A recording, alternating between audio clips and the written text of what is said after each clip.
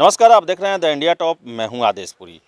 आज राष्ट्रीय पिछड़ा वर्ग आयोग के अध्यक्ष भगवान लाल सहनी और उनके साथ 3 सदस्य पटना में थे। समीक्षा बैठक चल रही थी और इसमें मुद्दा उठा बीपीएससी 64वीं को लेकर। आयोग को तलब किया गया, केंद्रीय अति सामान्य प्रशासन विभाग के भी अधिकारियों को तलब किया गया। और क्या कहा भगवान लाल सहनी जी ने, जो राष्ट्रीय अध्यक्ष हैं, पहले ये सुनिए। पहले अब कास्ट सर्टिफिकेट बनाइए, इनकम सर्टिफिकेट बनाइए, तब नॉन क्रिमिलियर सर्टिफिकेट बनेगा। वो तो स्पष्ट हो गया कि एक ही बार में नॉन क्रिमिलियर सर्टिफिकेट बन जाए। जी सर बीपीएससी के बारे में एक बार और सर कर दिया था। बैठक हुआ सर वेटिंग लिस्ट को लेकर। हाँ, उसमें क्या सर निर्णय सर लिया गया सर? वेटिंग लिस्ट में अभी चीफ सेक्रेटरी नहीं आया है। तो चीफ सेक्रेटरी रहते तब ना उससे कोई फाइनल बात होती। ऐसे कुछ लोगों ने बताया कि शिक्षा मंत्री ने दिया है कि वेटिंग लिस्ट फाइनल किया जाए, लेकिन ऑथराइज नहीं है। कोई अधिकृत पत्र हमको नहीं मिला है। हम खोज रहे हैं कि यदि शिक्षा मंत्री का ऐसा वक्तव्य आया है तो बहुत ही महत्वपूर्ण है, उसके आधार पर हम उसको फाइनल कराना चाहेंगे। ऐसे हम वेटिंग लिस्ट के विषय में सजग हैं, उससे बहुतों को न्याय मिलेगा। और यहाँ फाइनल नहीं हुआ तो हम आयोग जो केंद्रीय दिल्ली है, वहाँ पर हम चीफ सेक्रेटरी को बुला करके इस संबंध में फाइनल निर्णय करने का प्रयास करेंगे।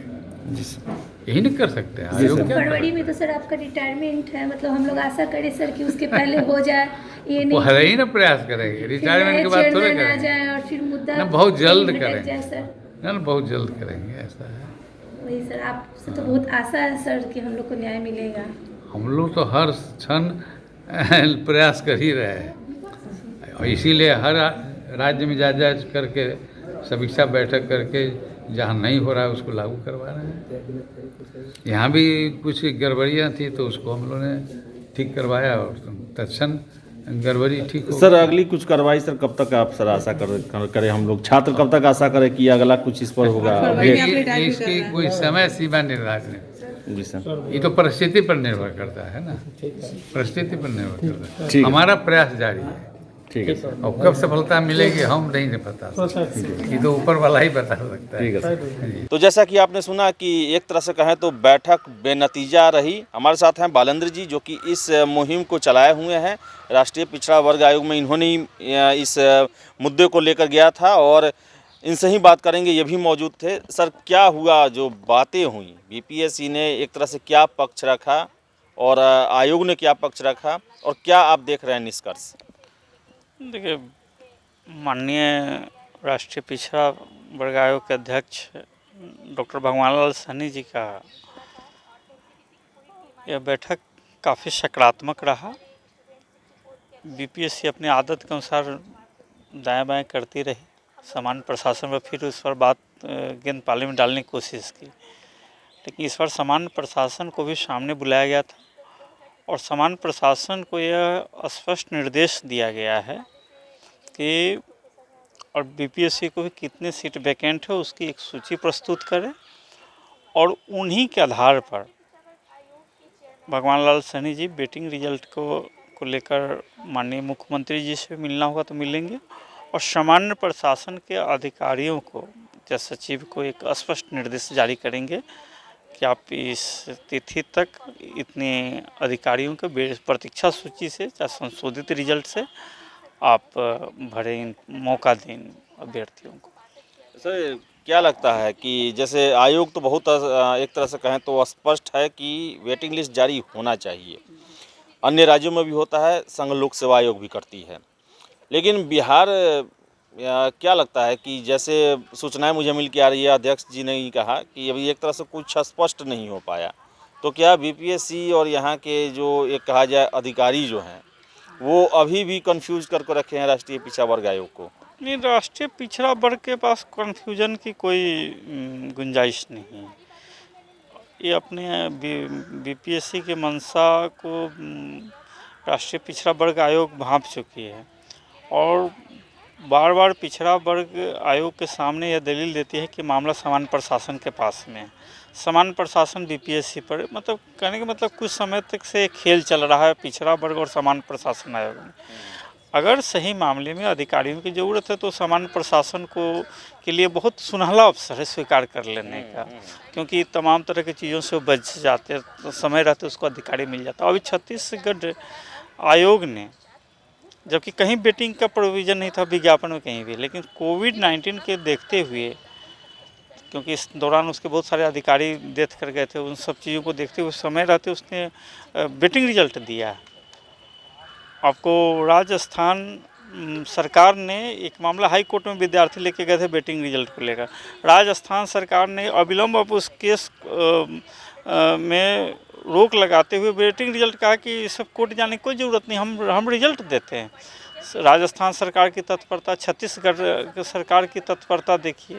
बिहार में सर ये क्यों है आखिर? बिहार में क्यों, जब उतना सीट अलॉट है, आयोग को अनुशंसा भेज दी गई है, तो फिर आपको लेने में उतना दिक्कत क्या है? आप अड़ंगा क्यों लगाते हैं?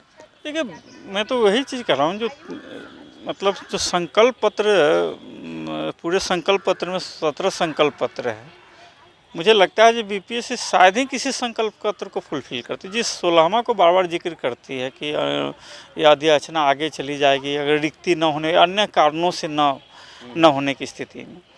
अन्य कारणों से मतलब ये सीधा सीधा है कि आपको मैक्सिमम प्रयास करना है सीट भरने के लिए।